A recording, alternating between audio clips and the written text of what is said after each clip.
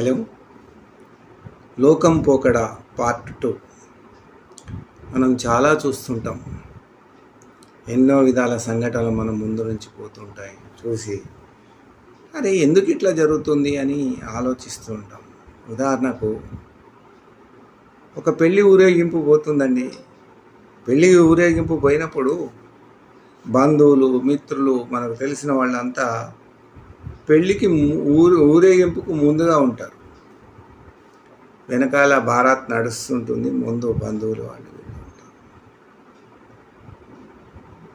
అదే చనిపోయినప్పుడు శవం ముందు ఉంటుంది, వెనకాల బంధువులు, మిత్రులు వాళ్ళు వీళ్ళు ఉంటారు. అంటే మంచికైతే అందరూ ముందుగా ఉంటారు, ఏదైనా చెడు జరిగినప్పుడు అందరూ దూరం జరుగుతూ ఉంటుంది. ఇదొక లోకం పోకడ.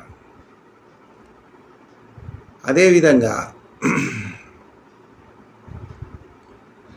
మనిషి తను ఆలోచిస్తుంటాడు.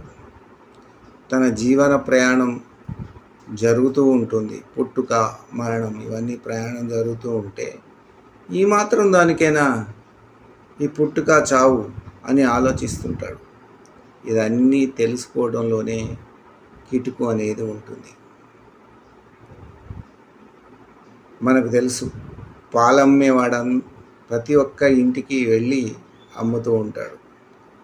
అదే మద్యం అమ్మేవాడి దగ్గరికి అందరూ వచ్చి కొనుక్కుంటూ పోతుంటారు. అంటే చెడు దానికి అందరూ తొందరగా అట్రాక్ట్ అవుతుంటారు. చెడుకు అందరూ ఆదరణ చాలామంది ఇస్తుంటారు. చూసారా, పాలమ్మేవాడేమో కష్టపడి ఇల్లు వెళ్ళి పాలు అమ్ముతూ ఉంటాడు. అసలు మనకు ప్రయోజనం లేనిది, మన శరీరానికి హానికరమైన దాన్ని కొనుక్కోవడానికి మనమే షాపుకి వెళ్ళి కొనుక్కోవాల్సి వస్తుంది. ఎంత దుస్థితి! అదేవిధంగా మనం బతకాలంటే కేవలం బతకటమే కాదు, అది మానవత్వంతో బతకాలి. అప్పుడే మనిషి యొక్క పరిపూర్ణత, మూర్తివత్వమైన జీవితం మనకు లభిస్తుంది. అప్పుడే మన అందరూ మంచివారిగా గుర్తిస్తారు. ఈ వీడియో మీకు నచ్చితే లైక్ చేయండి, షేర్ చేయండి. ధన్యవాదాలు.